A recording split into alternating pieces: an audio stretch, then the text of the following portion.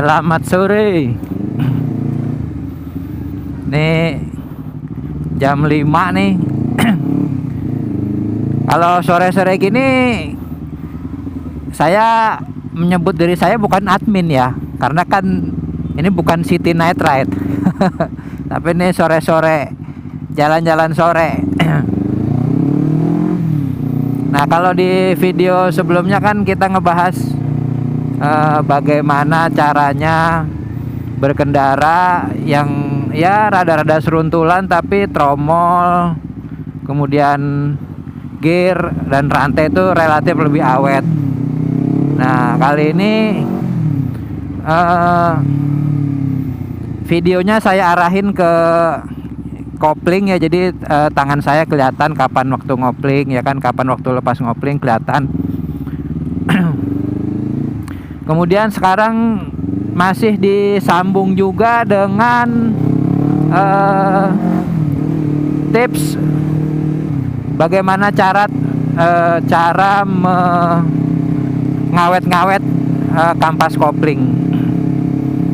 Nah, jadi pada dasarnya setiap kampas kopling ditekan itu kan seharusnya bebas ya. Jadi motor nggak berjalan. Kalau gigi masuk, kampas kopling kita tekan, itu motor nggak berjalan. Tapi sebenarnya nggak begitu. Jadi walaupun kopling itu ditekan, sebenarnya kampas kopling itu nggak 100% bebas. Itu alias masih menggesek walaupun sedikit. Nah, caranya bagaimana supaya awet? Setiap di lampu merah itu kita harus netral. Jadi kalau di lampu merah itu kita sambil nunggu hijau, itu jangan mencet kopling terus sementara giginya masuk, enggak. Terkadang ada kawan-kawan bikers juga yang karena giginya susah dioper, jadi kalau udah terlanjur berhenti mau netralin tuh susah. Nah, dia males tuh berusaha netralin giginya. Yang ada kopling aja dipencet terus sampai nunggu hijau. Nah, kalau lampu merah itu rata-rata 1 menit ya kan, 1 menit rata-rata lampu merah. Kalau kita sehari berangkat kerja itu aja udah ngelewatin berapa lampu merah, kali 1 menit udah berapa. Nah, pulang balik kita mungkin bisa ngelewatin 15 sampai 20 lampu merah. Berarti bayangin itu kampas kopling bergesekan selama 15 atau 20 lampu merah. Kalau satu lampu merahnya itu 1 menit, berarti 15 sampai 20 menit per hari itu kampas kopling tetap menggesek karena kita males menetralkan persneling. Ya kali seminggu udah berapa? Kali sebulan udah berapa menit itu kampas kopling tergesek. Gitu. Jadi ya pantas kalau cepet habis. Caranya setiap lampu merah itu harus wajib netral. Kedua, saat macet, nah contoh nih macet seperti ini, itu juga jangan males netral. Biasanya orang kan kalau macet gini nih dia pakai gigi 1 aja nih. Nah 1 terus kan merambat 1, nah terus tekan lagi, jalan lagi, ya kan. Nah begini aja terus nih, tuh begini terus. Nah ini kan tetap kampas kopling bergesekan ya. Saya tekan kopling nih, kampas kopling kan tetap bergesekan nih, sama aja kayak lampu merah itu prosesnya tuh. Nah ini kalau kita ditambah lampu merah, jadi lampu merah aja kita udah males netralin, kemudian kita sehari-hari bermacet-macetan tapi males netralin, nah itu tambah cepet deh kampas kopling habisnya. Nah kalau saya nggak begitu, kalau saya begini. Nah ada kesempatan netral tuh, lihat giginya netral ya. Mau jalan lagi, nah masukin gigi lagi. Mau berhenti, netral tuh, pencet gigi 1 lagi, jalan. Nah, ini macet lagi depan nih, saya netral tuh. Terus begitu. Ini kampas kopling irit di Satria FU 2005 saya. Itu ganti kampas kopling itu kurang lebih 5-6 tahun baru ganti. Itu dengan jam terbang yang sangat tinggi, mobilisasi tinggi, dan dipakai buat ugal-ugalan. Nah ini macet gini ya wajib netral. Mau jalan masuk 1 atau 2, mau berhenti netral lagi. Nah jadi kampas kopling nggak ada kesempatan buat bergesekan gitu. Jalan masuk 1 lagi, berhenti netral lagi. Ini kampas kopling awet kalau begini. Nah nanti saya coba kasih tips lagi. Ini kan banyak nih kadang kita di Facebook, apa di IG, apa di grup WhatsApp ya, itu ada yang Mayday, Mayday, Mayday. Kita mengira kan itu masalah serius ya. Nah ternyata Mayday, Mayday itu tali koplingnya putus. Nah dia minta cariin atau minta bawain tali kopling. Ini saya sambil ngomong bisa dilihat tangan saya kopling dan indikator persneling di sini ya. Duh panas coy, kacanya ditutup. Nah jadi dia Mayday, Mayday, ternyata tali koplingnya ketutup. Tali koplingnya putus. Gitu, karena motor walaupun tanpa kopling itu masih bisa jalan asal kita tahu tekniknya gitu. Oh gimana nanti kalau nggak pakai kopling, berarti begitu masuk gigi loncat dong motornya. Ya memang kalau nggak tahu tekniknya pasti loncat gitu, dan itu berbahaya juga. Tapi kalau tahu tekniknya sih nggak masalah ya gitu. Nanti saya tunjukin caranya bagaimana ya kan gitu. Bahkan dalam keadaan macet seperti ini juga bisa dipraktekkan. Cuman kalau macet seperti ini ya terus terang capek daripada kita Mayday, Mayday gitu. Bukan apa-apa, kasihan gitu. Bukan masalah yang terlalu serius, tapi kita ngerepotin banyak orang gitu. Bukan soal setia kawan atau bagaimana ya, bukan sih gitu. Kalau saya pribadi sih cenderung tidak mau ngerepotin orang gitu. Saya pernah dulu saya sedang kerja penempatan di Cirebon. Nah biasanya saya seminggu sekali itu pulang atau 2 minggu sekali pulang. Nah ceritanya saya mau pulang ke Jakarta. Nah ternyata di tengah jalan sampai Indramayu itu putus tali koplingnya. Ya sudah, mau tengah malam gitu nggak ada bengkel buka gitu, adanya juga bengkel tambal ban tapi buat truk-truk kayak gitu. Nyari tali kopling Vespa apa nggak ada. Ya sudah, terpaksa dari Indramayu sampai Jakarta nggak pakai kabel kopling, tapi itu tengah malam gitu. Paling nyampe di Bekasi pas di pasar Cibitung, pasar Tambun. Nah itu kita ketemu macet karena itu jamnya orang pada pergi ke pasar. Nah ini macet begini nih, netral. Mau jalan masuk 1, berhenti lagi netral lagi. Ini kampas kopling awet kalau kayak gini. Duh lumayan panjang nih macetnya.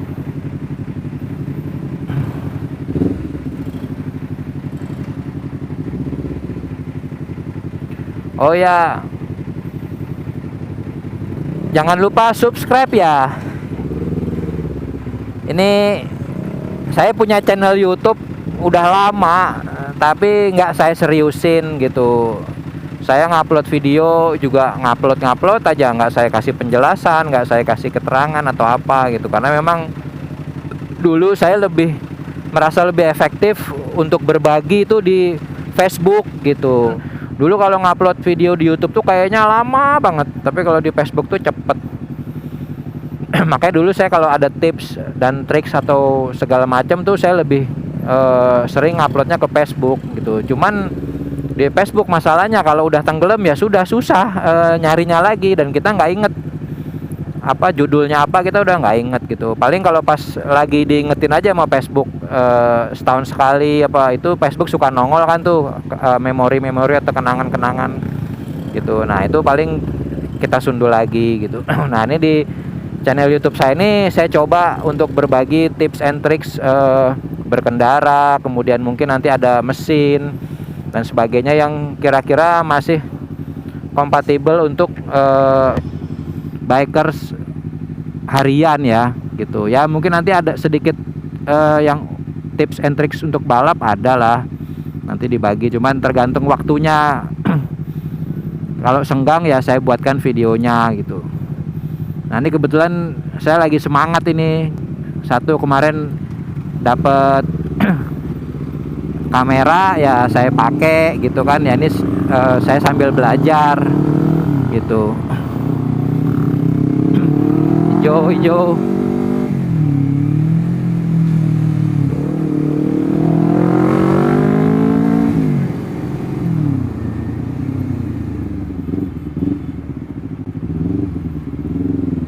Banyak polisi nih.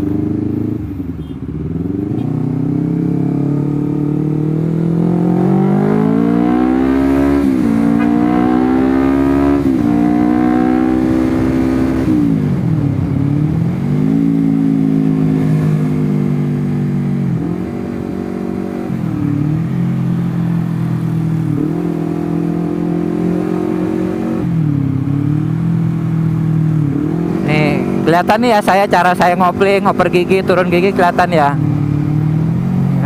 Halus. Yang dibonceng sama saya mah helmnya nggak bakal beradu jedak jeduk gitu, karena hampir nggak ada gentakan. Halus gitu. Tapi kalau lagi seruntulan ada temennya ya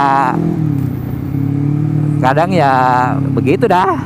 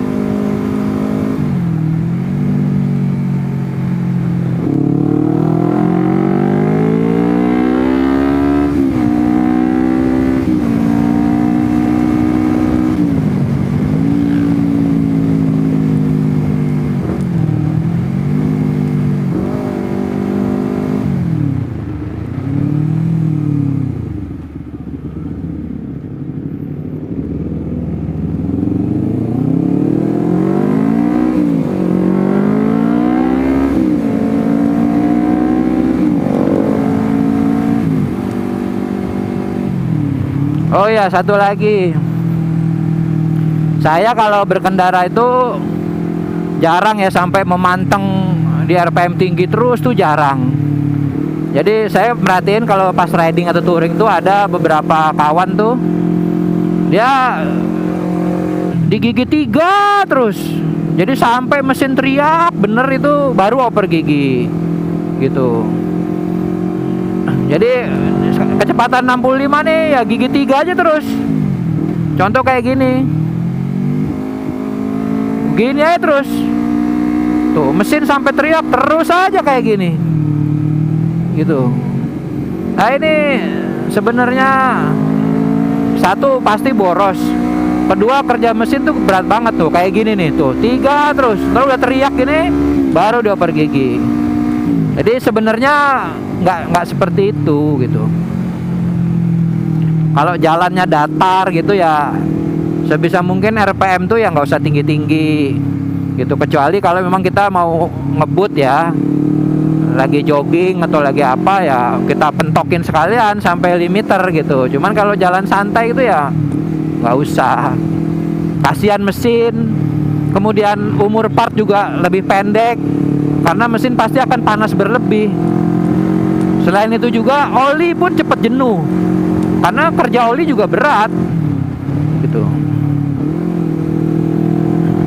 Yang penting saat kita lambat, nah kita jangan males untuk turun gigi gitu. Tapi kalau kita mau kenceng ya jangan males oper gigi juga, sesuaikan sama kecepatan.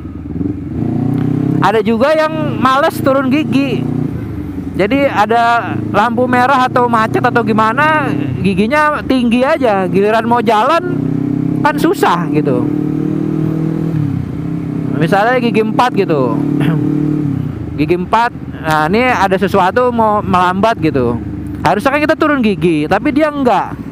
Nah ketika dia mau jalan, ini kan motor pasti ngelitik ya, sama dia diselip koplingnya tuh biar ada tenaganya, tapi itu sebenarnya salah tuh. Tetap kalau kita dari kecepatan yang rendah mau beranjak ke kecepatan yang tinggi, tetap harus dari gigi yang rendah dulu. Oh ya, ini kita coba berkendara tanpa kopling ya. Ya silahkan dicoba. Nah ini di gigi 2. Nah tuh gigi 3 tanpa kopling ya. Ini saya nggak pakai quick shifter, enggak nih, masih manual. Tuh gigi 4, tuh 3. Ini nggak pakai kopling. Nanti kalau ketemu macet gimana tekniknya?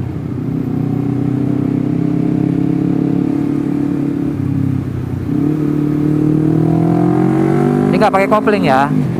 Tuh, saya nggak pakai quick shifter loh ya.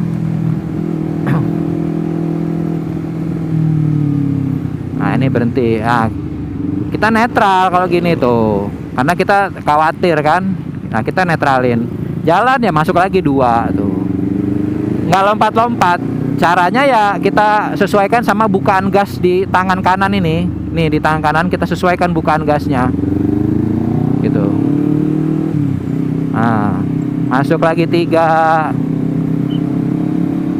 masuk lagi 4. Ini saya kalau touring waktu ke Aceh itu kebetulan kan per koplingnya udah ganti ya, jadi berat. Saya touring ke Aceh, tangan itu pegel, mau mencet kopling tuh rasanya udah nggak kuat. Ya kita oper gigi nggak pakai kopling gitu. Toh kalau touring kan jarang ketemu macet, ya udah kita oper gigi nggak pakai kopling.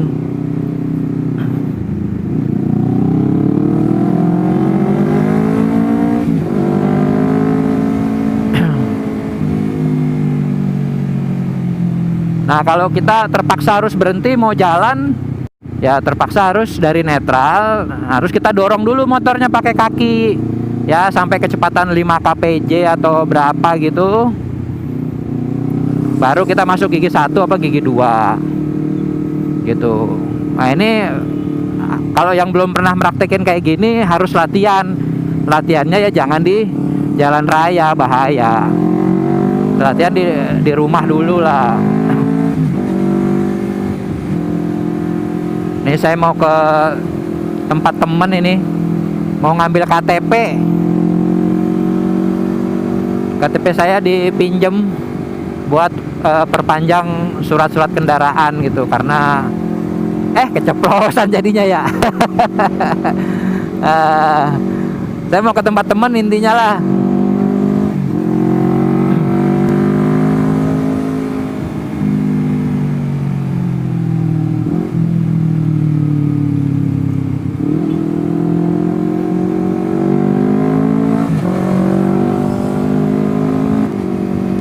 Ya masih nggak pakai kopling ini.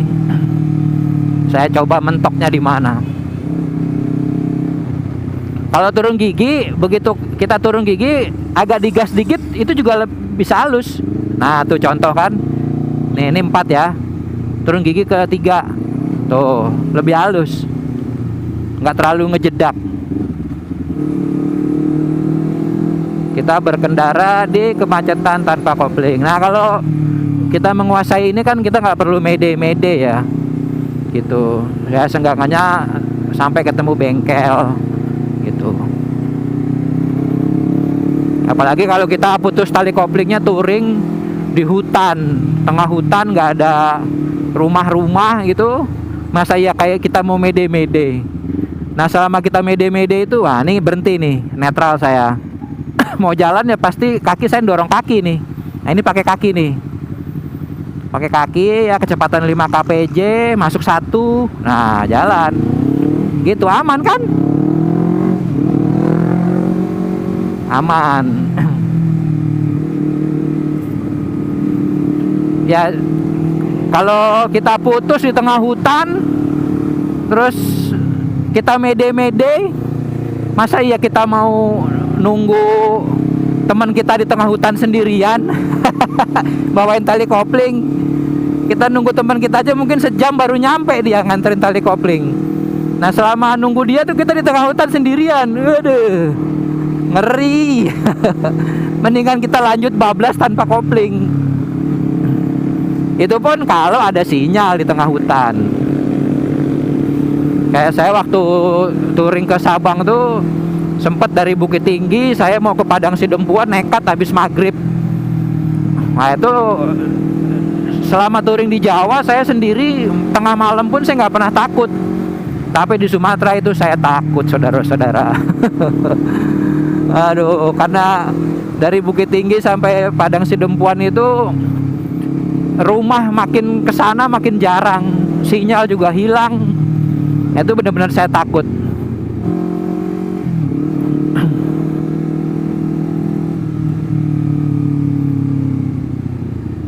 Ah ya, di channel saya di YouTube itu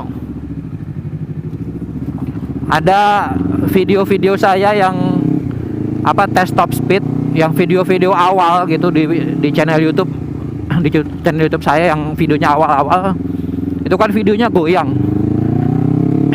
Saya ngejar impian sampai bisa nyentuh angka 160 kpj pada waktu itu. Dulu kan belum ada GoPro, belum ada action kamera ya. Ya terpaksa kita pakai handphone. Jadi handphonenya tuh kita pegang di tangan kiri, ya kan. Kemudian begitu setar jalan 60 kpj itu kita udah mulai tancap gas. Nah itu kita oper gigi nggak pakai kopling, karena tangan yang sebelah kiri kan megang handphone buat ngamerain gitu. Ya sampai sebegitunya gitu. Jadi intinya tanpa kopling pun bisa kalau kita tahu tekniknya.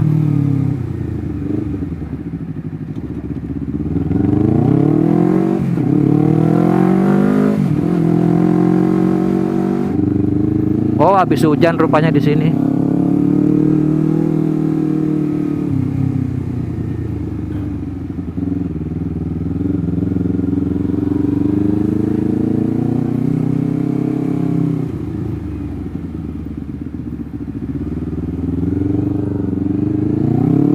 Ntar videonya saya potong aja kali ya, kepanjangan ini.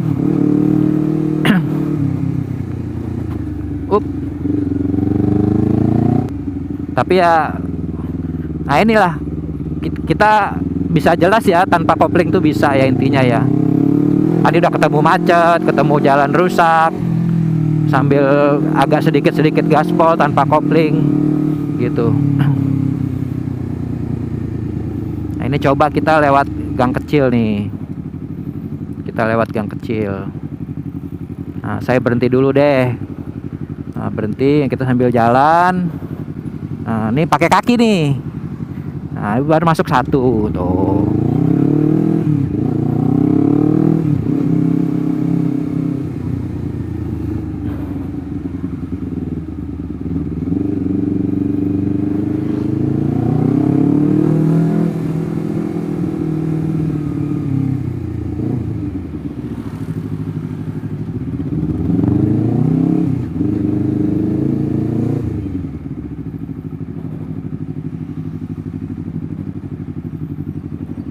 Wah ini udah tanjakan. Nah masih dorong dulu, masuk 1. Nah bisa. Gitulah ceritanya kalau kita koplingnya putus. Kira-kira simulasinya begitu.